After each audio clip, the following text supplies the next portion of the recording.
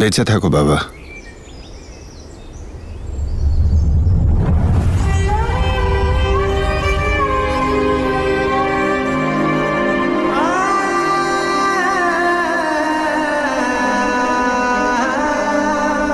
वीर,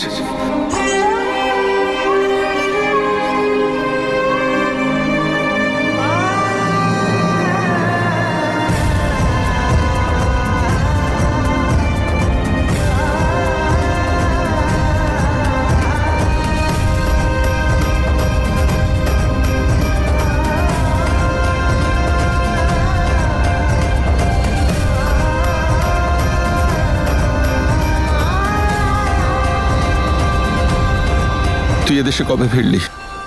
সোজা বাড়ি এলি না কেন? সাহসটাই হয়নি বাবা। আমার কর্মটাই যে এমন, সেই কারণে এখানে এসেছি ওপরওয়ালা এবং তোমার কাছে ক্ষমা চাইতে। আমি জানতাম তোমায় এখানেই পাবো। চল এবার বাড়ি চল। চলে গেছে? কোথায় চলে গেছে? আর আর কিভাবে চলে গেল? আপনি আটকালেন না কেন ওকে? আটকাতে পারতেন তো।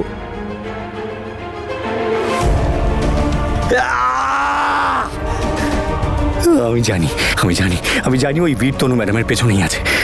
এইবার তনু ম্যাডামের কোনো ক্ষতি করতে পারবে না। ও তনু ম্যাডামের সাথে দেখা করতে পারবে না। দেখা করতে দেব না আমি।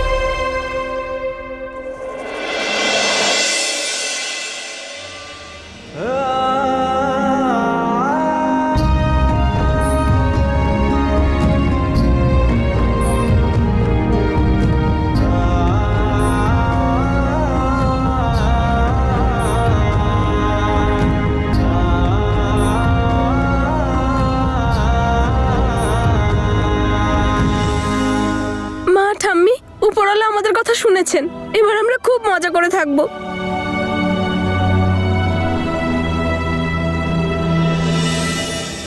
অমৃত, সিমরানদি, ক্যান্ডি ওরা সবাই কোথায়? দিদি শহরের বাইরে গেছে ক্যান্ডির অ্যাডমিশনের জন্য, আর দাদা বাবার কাজের জন্য বাইরে গেছে। তোর হাত থেকে এতটুকু সময় ছিল না যে নিজের বাড়ির লোককে ফোন করার মতো? কানাডা গিয়ে আমাদের সবাইকে ভুলে গেছিস?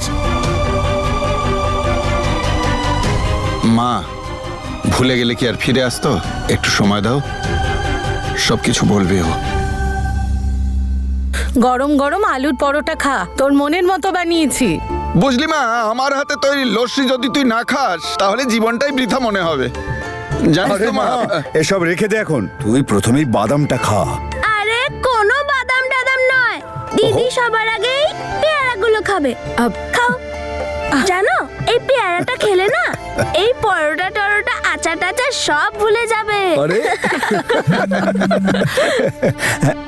হ্যালো, কেমন আছো তুমি বাবা?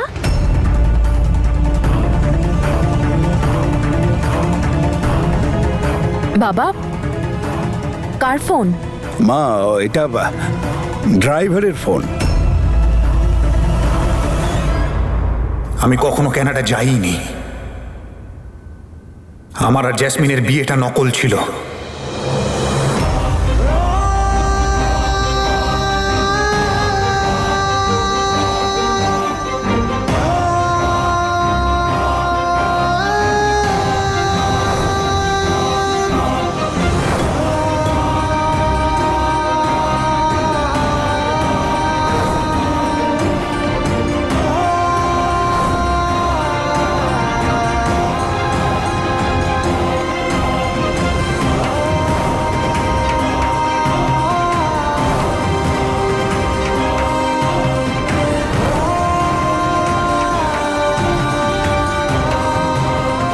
আমি তোমাদের সবাইকে অনেক কষ্ট দিয়েছি, আমাকে ক্ষমা করে দাও প্লিজ। বাবা, আমি ফোন করলাম তোমরা সব কেমন আছো জানতে। খুব শীত পড়েছে তো, তোমরা সবাই ভালো আছো তো? মা কেমন আছে? নিশ্চয়ই সারাদিন আমার নিন্দা করছে, তাই না? অভিরাজ, নবরাজ, দিলরাজ, ঠাম্মি, জেঠু, জেঠিমা সবাই কেমন আছে? তনু কেমন আছে? আমি তোকে খুব ভালো করে চিনি জ্যাসমিন, তুই আমাদের কোনো খবর জানার জন্য ফোন করিসনি। তুই শুধু এটাই জানতে ফোন করেছিস যে তনু এখানে আছে কি না। আরে না না বাবা, আমি তো শুধু এমনি। তুই আগে থেকে আমার তনুকে অনেক কষ্ট দিচ্ছিস। তুই ওর জীবন থেকে, এই বাড়ি থেকে অনেক দূরে থাক। তোর সাথে আমাদের কোনো সম্পর্ক নেই, বুঝেছিস? আরে হ্যালো বাবা।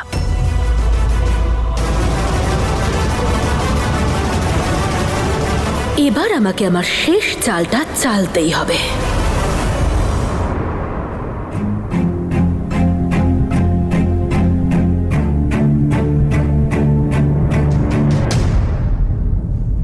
কেউ যখন নিজের ভুলটা বুঝতে পারে তাকে অন্যায় আর বলা যায় না। তোর যা প্রায়শ্চিত্ত করার ছিল করেছিস, এখন তোর ওপর আর কারও কোনো অভিযোগ নেই।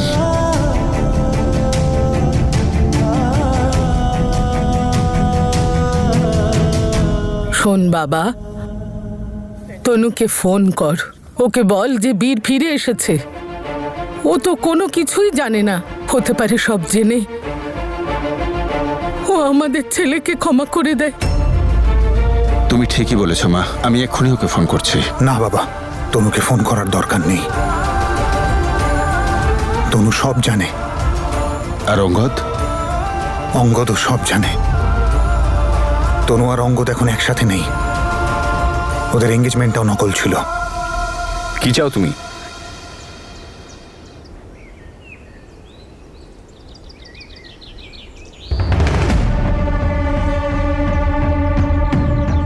ডিল। কিরকম ডিল?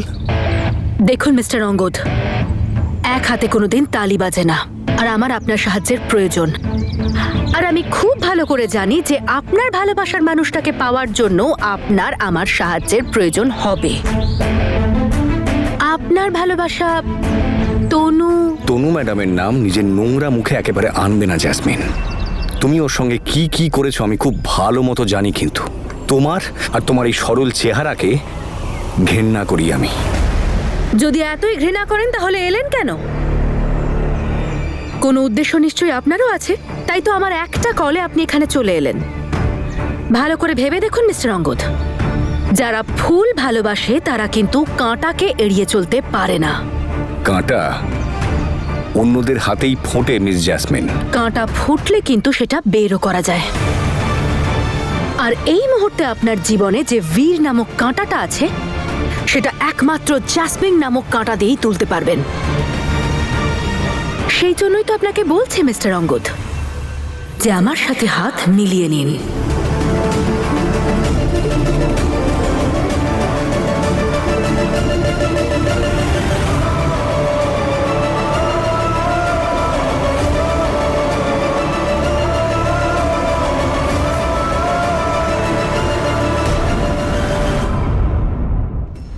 আর আপনার সাথে সেই দিন বারের ছবিগুলো আমি ক্লিক করিয়েছিলাম। এবার আপনি নিজেই ভেবে দেখুন যে এত ডেয়ারিং কাজ আর কেউ করতে পারে? তোমার এত be careful mister Angad. Jasmine নিজের সেফটি নিজের সঙ্গে করেই রাখে। হিম্মত কি করে হলো তোমার? ছোট্ট রিয়া বেবিকে হাত লাগানোর সাহস কি করে হলো? আমি তো এরকমই মিস্টার অঙ্গদ, কিন্তু আমি কখনো এই ব্যাপার নিয়ে অহংকার করিনি। আর আমি খুব ভালো করে জানি যে রিয়া আপনার প্রাণ আর তনু আপনার জীবন। আর এদের দুজনকে ছাড়া আপনি থাকতে পারবেন না। সেই জন্যই তো আপনাকে বলছি মিস্টার অঙ্গদ যে আমার সাথে হাত মিলিয়ে নিন।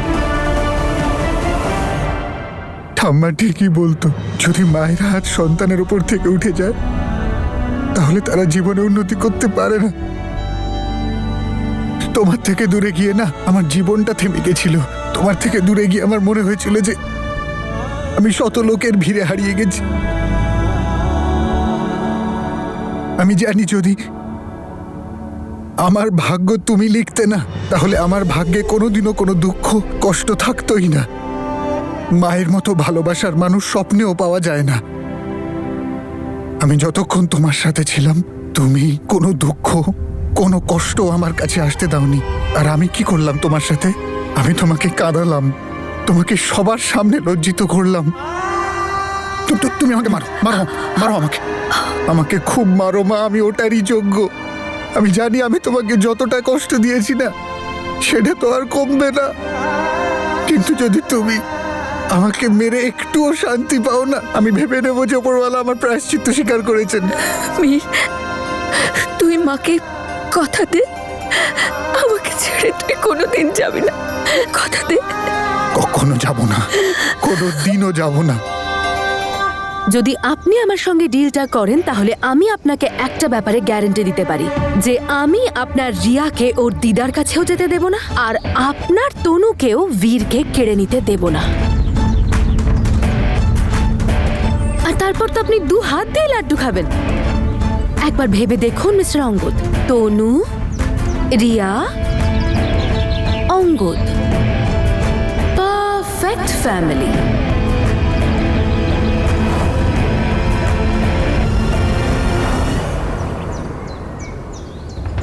আপনি চান তনুর ভালোবাসা আর আমি চাই বীরের ওপর প্রতিশোধ। ভেবে দেখুন মিস্টার অঙ্গদ, এর থেকে ভালো অফার আপনি কোনোদিনও পাবেন না।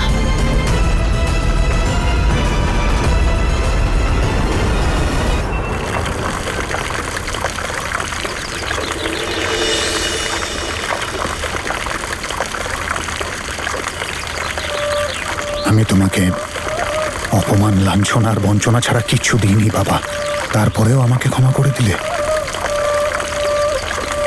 এই গাছটা দেখছিস বাবা, পুরো শুকিয়ে যাচ্ছিল।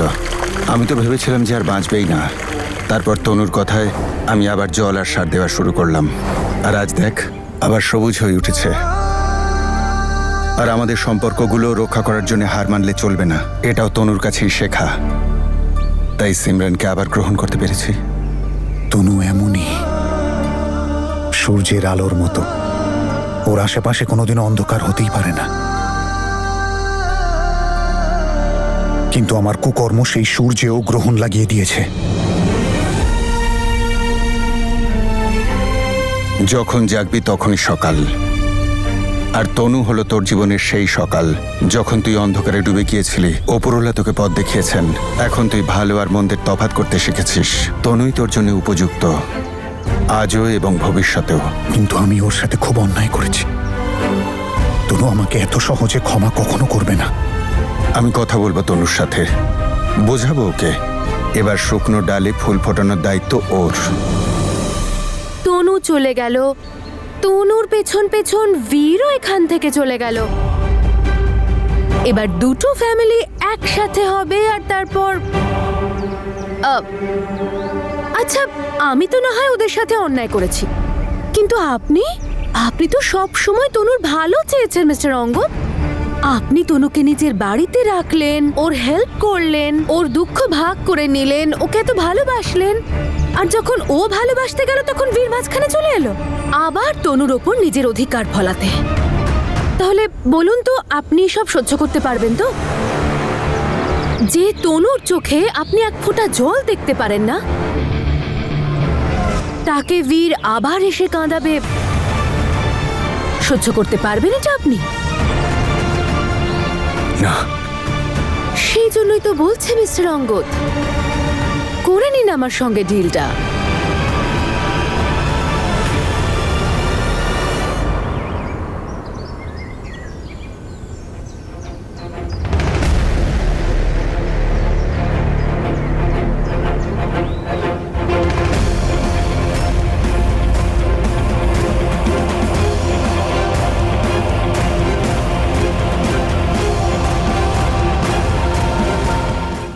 তবে একটা শর্ত আছে আমার জ্যাসমিন। এখনো ডিলই হলো না, আগে এই শর্তের কথা বলছেন আপনি? অসাধারণ বিজনেসম্যান আপনি মিস্টার অঙ্গদ। আমার তনুর যেন কখনো কোনো কষ্ট না হয়। ওর কোনো ক্ষতি হলে কিন্তু আমি একেবারে বরদাস্ত করব না। ওয়াও, তার মানে আপনি যুদ্ধটা জিততে চাইছেন কিন্তু অস্ত্রের ব্যবহার করবেন না। এরকমটা হয় না এটাই মিস্টার অঙ্গদ। হতে হবে। গলা কাটতে চাও? বলো, এখনই কাটছি। তনু ম্যাডামের যদি কোনো কষ্ট হয় আমি কিন্তু সহ্য করব না। আমি যাকে ভালোবাসি না জ্যাসমিন, তার মনে কখনো দুঃখ দিই না আমি। মন ভাঙার গ্যারান্টি আমি দিতে পারছি না মিস্টার অঙ্গদ। মনে তো একটু কষ্ট পাবে, বীরের থেকে আলাদা করবো যে ওকে। কিন্তু একটা ব্যাপারে গ্যারান্টি আমি আপনাকে দিতেই পারি, যে তনুকে ফিজিক্যালি কোনো রকম আঘাত করব না আমি।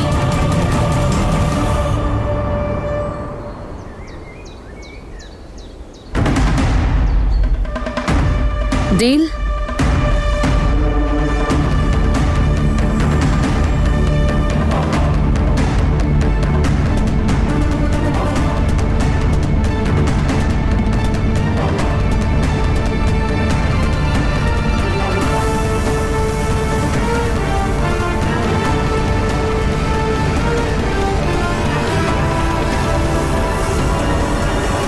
তনুর মন আমি ভেঙেছি আর আমি সেটাকে জুড়ব। আমাকে ওর ক্ষমার যোগ্য হতে হবে। আমি তো সেই যোগ্যও নই যে ওর কাছে ক্ষমা চাইব। সেই জন্যই তো বলছি, আমি কথা বলি ওর সাথে। না বাবা, আমি চাই যাতে তনু আমাকে মন থেকে ক্ষমা করে, তোমাদের মন রাখতে নয়। তনু আজ পর্যন্ত যা কিছু করেছে সবার খুশির জন্য করেছে, আর এখন আমি চাই যে ও নিজের খুশির জন্য আমার পাপ ক্ষমা করুক। তার জন্য আমাকে গোটা জীবন অপেক্ষা করতে হলেও করব। এই হলো আমার আসল বীর। জানি না এতদিন কোথায় হারিয়ে গিয়েছিল। যা বাবা, নিজের মনের কথা এবার খুলে বল আর জয় করে নে তনুর মন। আমায় যদি তোর দুধ করতে চাস আমি রাজি আছি। বাবা,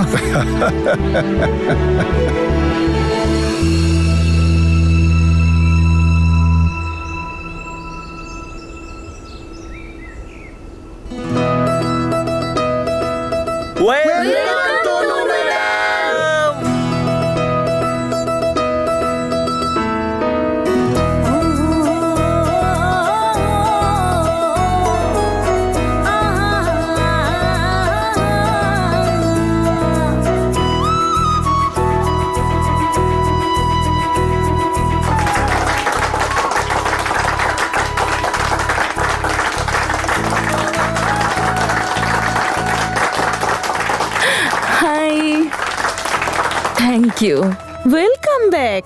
থ্যাংক ইউ ম্যাম। আমাদের কলেজের সব থেকে ভালো টিচার তুমি। তুমি আসাতে আমরা খুব খুশি। Thank you. Well Tanu, staff একটু বদলেছে, আমি শিওর তুমি অ্যাডজাস্ট করে নেবে। Of course ma'am. আরেকজন আছে যে তোমার সাথে আজ কলেজ জয়েন করছে, কে? আমাদের নতুন স্পোর্টস কোচ, যিনি মিস্টার ভুটানি জায়গায় জয়েন করছেন।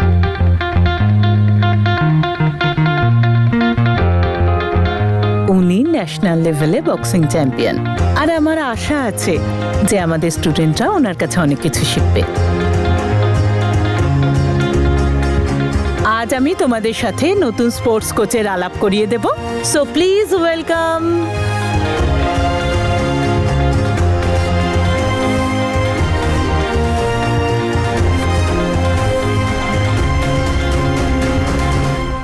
মিস্টার বীর সিং।